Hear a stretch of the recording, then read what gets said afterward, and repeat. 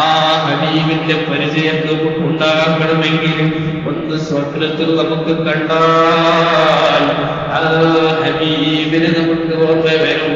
അതുകൊണ്ട്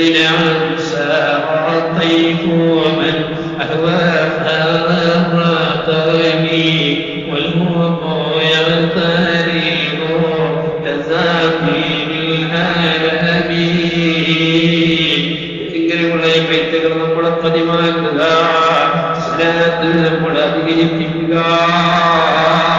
മുൻകഴിഞ്ഞു പോയതായ മഹാന്മാർ മഹതികൾ അവര് ഹബീബായ റസൂലുള്ളാഹി സ്വല്ലല്ലാഹു അലൈഹി വസല്ലമ തങ്ങളെ അങ്ങേയറ്റം സ്നേഹിച്ചവരല്ലേ.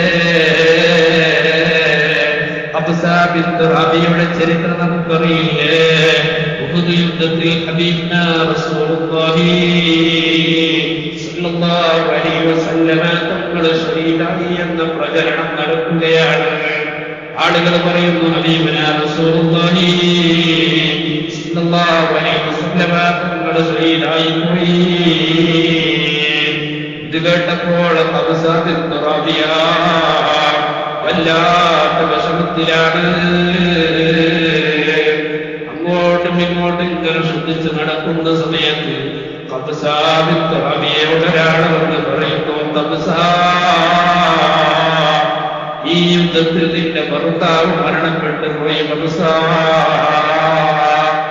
ആ സമയത്ത് ഖബ്സ ചോദിക്കുന്നത്, എന്റെ ഹബീബ് എവിടെ? എന്റെ ഹബീബ് എവിടെ? എന്റെ ഹബീബിനിക്ക് എന്തെങ്കിലും പറ്റിയോ? ഒരൽപ്പസമയം കഴിയുമ്പോ മറ്റൊരാൾ വന്നുകൊണ്ട് പറയുന്നു, ആറ്റിപ്പോറ്റി വളർത്തിയതായ നിന്റെ പിതാവുണ്ടല്ലോ ഖബ്സാ, യുദ്ധത്തിൽ മരണപ്പെട്ട് പോയി ഖബ്സാ.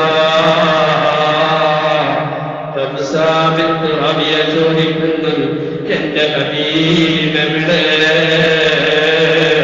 എന്റെ ഹബീബ് എവിടെ? ഒരൽപ്പസമയം കഴിയുമ്പോൾ വീണ്ടും ഒരാൾ വന്നുകൊണ്ട് പറയുന്നു, ഖബ്സാ, നീ ആറ്റിപ്പോറ്റി വളർത്തിയതായ നിന്റെ മകനുണ്ടല്ലോ, നിന്റെ പൊന്നാര മകനുണ്ടല്ലോ, ഈ യുദ്ധത്തിൽ മരണപ്പെട്ടു പോയി ഖബ്സാ. ഇതൊക്കെ പറയുമ്പോഴും ഖബ്സ ചോദിക്കുന്നത്, എവിടെയാണ് എവിടെയാണ് എന്റെ ഹബീബുല്ലാഹ്? എവിടെയാണ് എവിടെയാണ് എന്റെ നബിയുല്ലാഹ്? ആമുഖം കാണാതെ ജീവിതം ഏറെ ദുസ്സഹമാണ്. ആ പൂമേനി കണ്ടില്ലെങ്കിലേറെ എനിക്ക് ദുഃഖമാണ്.